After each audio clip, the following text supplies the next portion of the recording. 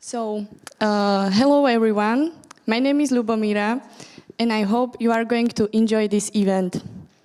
Let me introduce our team members, which is Matúš, Patrick, and Pavel. You are probably dealing with a question about what is represented by a word Kombuchoid. It sounds really sci-fi, transformative, and guess what? It is. Our friend Michael is CEO of a 2-year-old startup company located in Brno, which sells kombucha drinks. For those who have met this word for the first time, it's a non-alcoholic soft drink which helps our immune system. So let's take a deeper look with Patrick about what are ongoing challenges to tackle. Firstly, we need to acknowledge that LokLok is a startup which was established just before the COVID crisis. Therefore, the data are distorted, any kind of trend predictions are impossible, or the data optimization is just non-existent. That's about the current conditions. About the current challenges, you can see taxatively introduced on the slide. After several discussions with the CEO, we have finally agreed that our data project will deal with the optimization of customer targeting. Basically, what is requested from our side is to have some kind of tangible tool that will be automated, backed by data, and easy to use, basically. So when in the morning, when the CEO comes to work, he can straightforward see whether he has to go with this company or whether he has to try to acquire that company. And that was pretty much the proposed solution, and it was fully up to us how to implement it. More about the business case and its condition as of now, and what is proposed from our side, I'm going to bridge back over to Dubka. Thank you. Let's be Michael for a moment. Right now, his main focus is on B2B customers, gastro, and retail. He browses social media, where he looks for potential customers, tries to contact them, and sometimes he wins, sometimes he loses. To sum up, his acquisition process is done by his intuition, because he has lack of data and so doesn't know the real potential of the customers, place, or penetration rate. As LokLok is growing really fast, he needs our help with transformation into a data-driven company that can support his decisions by numbers and facts. Next slide, please. Yeah. So our proposal is to deliver automated scored leads, according to which he could contact customers with higher potential based on tangible metrics, which would help to support his decisions. Nextly, Matúš will present to you a deployed solution on the process how to reach these goals. To reach the goal, we need data. So firstly, we need to identify current customers. So we have gotten a data set from our client with invoices.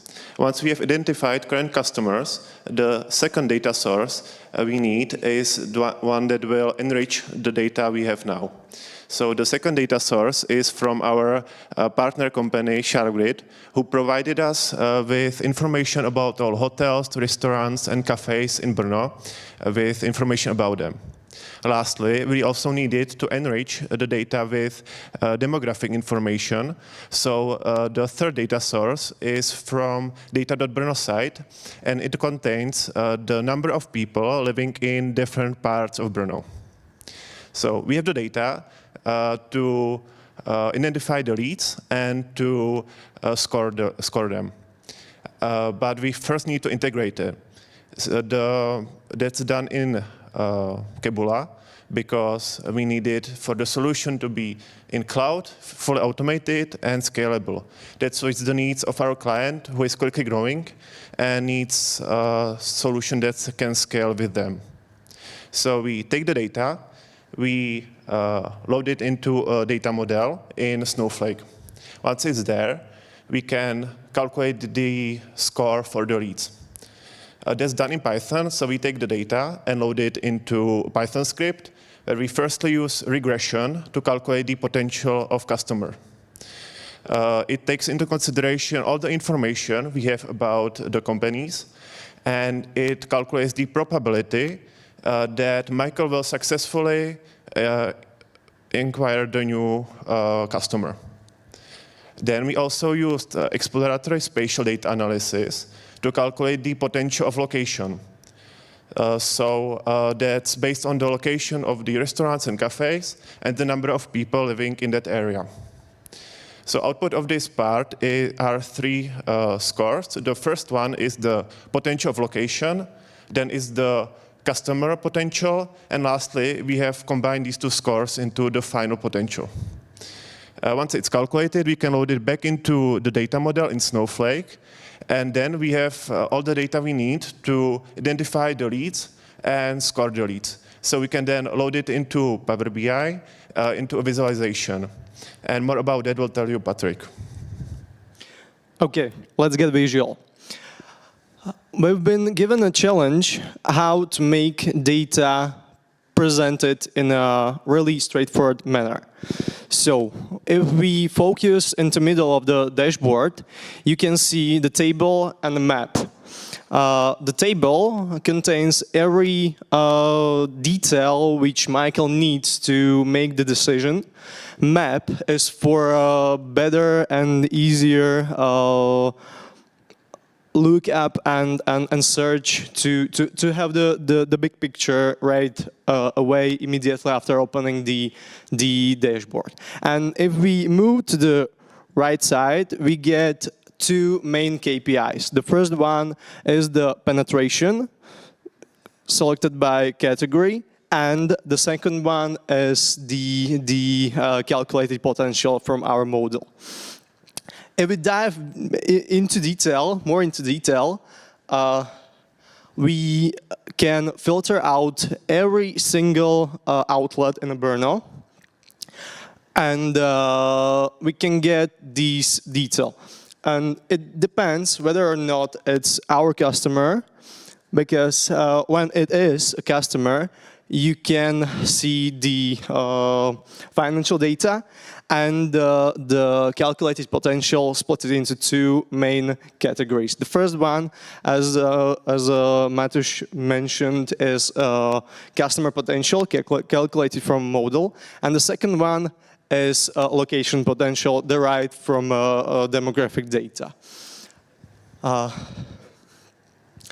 So that's the dashboard which Michael used, and our feedback is firstly positive, but we have to admit that there are few perks which we have to tackle in a timely manner. So that's all from us. Let's move to the Q&A section.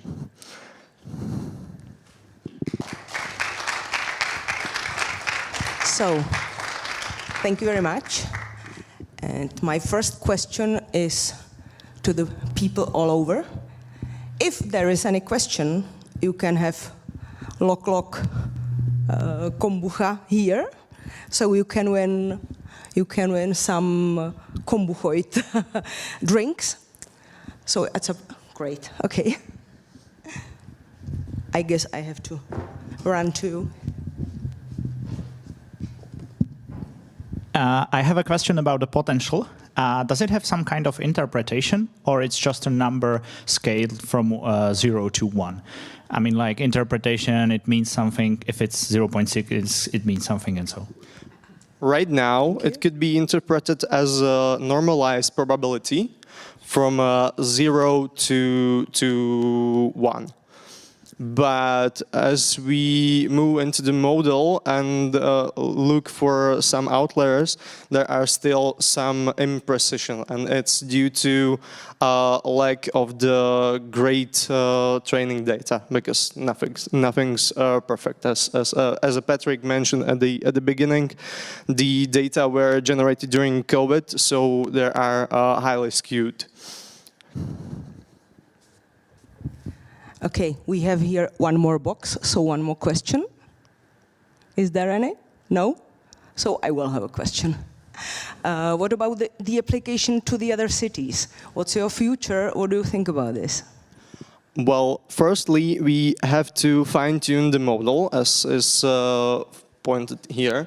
And now we are working to make the model more easier to use and without any human interaction further on. And then we'd like to add the financial data to make it more complex and eventually help Michael to offload some of the daily agenda to a robot. And then we can use and apply this to other cities. Okay, are there some cities that are already in your mind? Yes, right now you can see that the LogLog is coming to Prague, and we can say that LogLog is in Prague right now in a few outlets, but it's not as much as in Brno. Great. And do you have the international ambitions? You have to ask CEO to say what are his ambitions, but maybe, yeah, there might be some.